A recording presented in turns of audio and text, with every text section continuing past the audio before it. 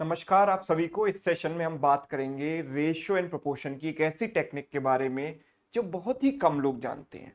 Right. तो सबसे पहले टेक्निक हम डिस्कस करते हैं, प्रॉपर्टी डिस्कस करते हैं और उसके बाद उस पर बेस्ड सवाल सॉल्व करेंगे। जैसे आप समझिए कि a अपॉन बी बराबर है c अपॉन डी के एंड सपोज ये बराबर है e upon F and so on. Right. ये सारी चीजें बराबर है। तो ये सारी चीजें किसके बराबर होंगी? सम ऑफ न्यूमरेटर्स यानी a plus C plus E and so on divided by sum of denominators b plus D plus F and so on. Right. ठीक है। जैसे फॉर एन एग्जाम्पल अगर मैं आपसे कहूं 1/2 इज इक्वल टू 2/4, तो आप एग्री करेंगे इस बात से? 1/2 और 2/4 दोनों बराबर है। राइट। तो होगा क्या कि ये किसके बराबर होगा? 1 + 2 upon 2 + 4। That means this is what 3/6। So this is half, this is also half, so this ratio is also half। ठीक है।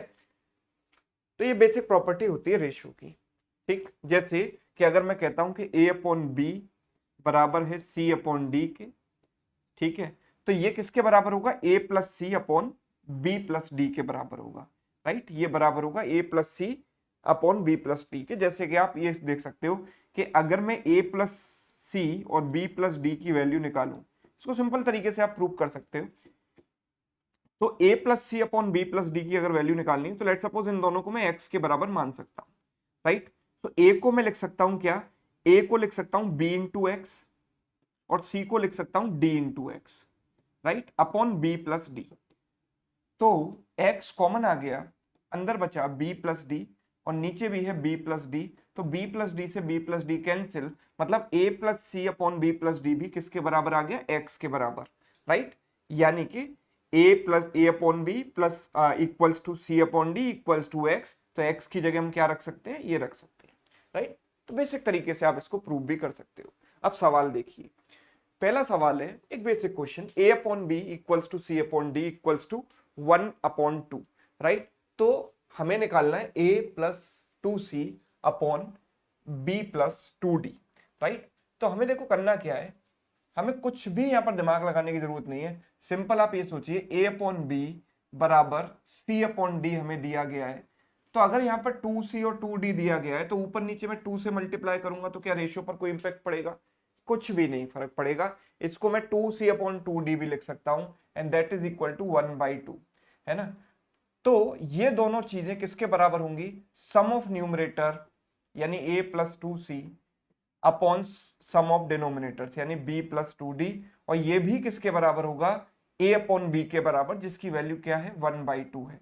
तो मेरा आंसर डायरेक्ट बाय ऑब्जर्वेशन में इसको कह सकता हूं 1/2। बिना सॉल्व किए दिमाग में आप आंसर निकाल सकते हो। राइट। सेकंड क्वेश्चन देखो। जैसे ये सवाल हमसे पूछा गया 2a upon B equals to 4c upon D, 4c plus D upon E plus F equals to 3/2। हमें क्या चाहिए? 6a upon 6a plus 4c plus D. तो 4c प्लस डी तो यहां से मिल जाएगा, e प्लस एफ यहां से मिल जाएगा। यहां पर मुझे 2a अपॉन बी ना देकर 6a और 3b दिया गया है। तो मैं इसको क्या लिख सकता हूं? 3 से ऊपर नीचे मल्टीप्लाई करूंगा तो ऊपर बन जाएगा 6a और नीचे बन जाएगा 3b and that is equal to 4c plus D upon E plus F. Right.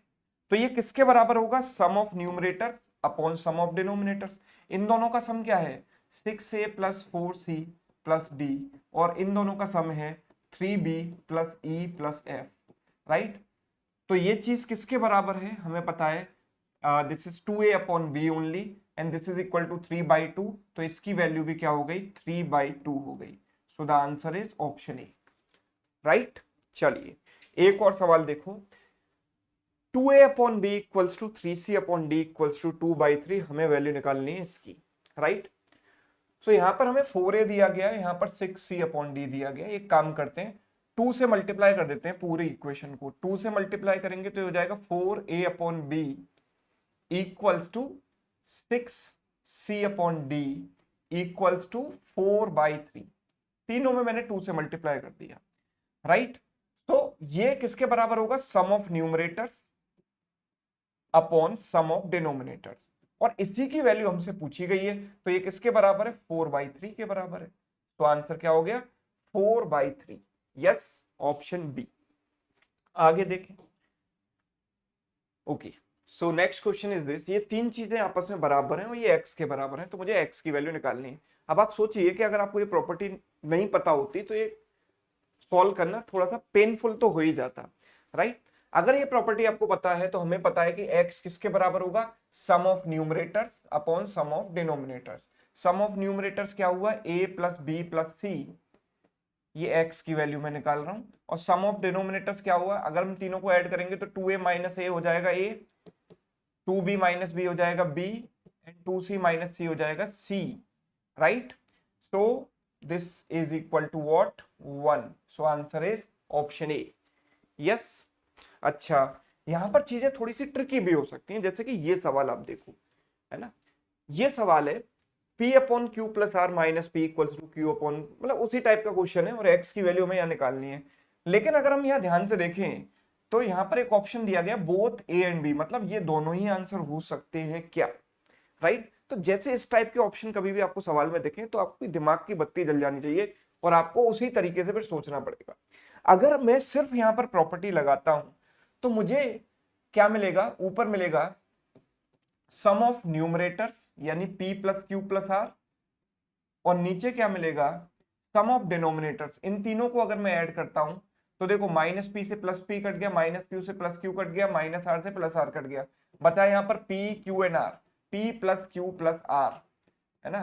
तो ये कितना आ गया, 1 आ गया, right. But the problem is कि यहां पर this is not sufficient answer, because एक ऑप्शन ऐसा भी दिया गया है यहाँ पर -1/2, मतलब मैं ये नहीं कह रहा कि 1 गलत है, 1 सही है, लेकिन अपने आप में कंप्लीट नहीं है, ठीक है।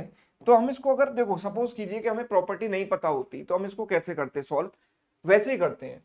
p बराबर मैं क्या लिख सकता हूं, इस डिनोमिनेटर को उधर ले जाकर x से मल्टीप्लाई किया तो x into Q plus are minus P, है ना। q की जगह क्या लिख सकता हूं, q equals to X into P plus are minus Q, right. और r की जगह क्या लिख सकते हैं, x into P plus Q minus R. अब मैं तीनों को अगर ऐड कर देता हूं तो मुझे मिलेगा लेफ्ट साइड में p plus Q plus R, और राइट साइड में x कॉमन आ जाएगा, अंदर बचेगा इन तीनों का सम, जो कि अभी हम देख चुके हैं क्या होगा, p plus Q plus R. तो what most of the people do, p plus Q plus R से p plus Q plus R cancel कर देते हैं और x की वैल्यू निकाल देते हैं 1, जो कि हमें प्रॉपर्टी भी बताती है कि इसका आंसर 1 है ना। लेकिन आप ये सोचिए कि जब भी आप चीजों को कैंसिल कर रहे हो ना, जैसे कि अगर मैं ये कह रहा हूं कि सपोज x की वैल्यू एक्स स्क्वायर बराबर है 2x, राइट। तो हम क्या करते हैं, यूजुअली x से x कैंसिल कर देते हैं, बोलते हैं x की वैल्यू 2 है। बट जब भी आप किसी चीज को कैंसिल करते हो तो आप एक रूट को लूज कर देते हो, या लूजिंग अ रूट, एक रूट आपका कैंसिल हो जाता है। आइडियली मुझे क्या करना चाहिए, इसको इधर लेकर आना चाहिए, एक्स स्क्वायर माइनस 2x बराबर 0, x कॉमन लिया, x माइनस 2 बराबर 0, so there are two values of x, 0 and 2, either of them can be 0, या तो x 0 होगा या x माइनस 2 0 होगा। तो x की वैल्यू 0 भी हो सकती है, 2 भी हो सकती है, राइट। जो कि मुझे यहाँ पर नहीं मिल रहा था, x की वैल्यू 0 नहीं मिल रही थी क्योंकि वो लूज हो गया रूट, जैसे मैंने x को कैंसिल किया।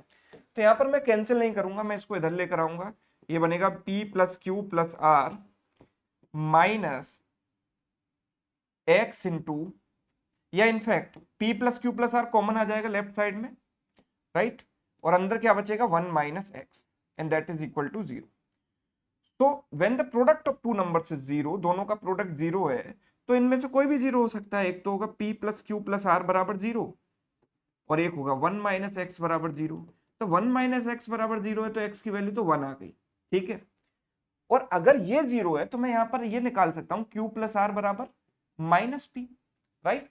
और मैं ये देख पा रहा हूं कि x की वैल्यू किसके बराबर है, x बराबर है p upon Q plus are minus P.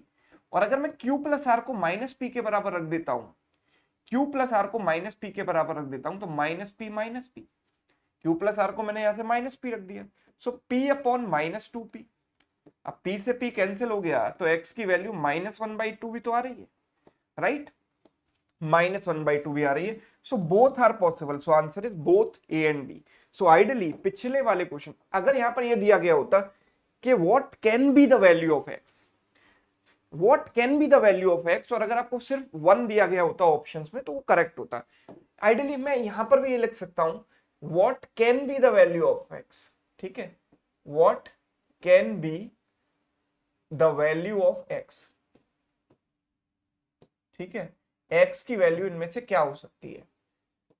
Ideally सवाल इस तरीके से हम इसको फ्रेम कर लेते हैं, ठीक, what can be the value of x, तो 1 मुझे दिखाई दे रहा है, 1 मेरा आंसर है, ठीक।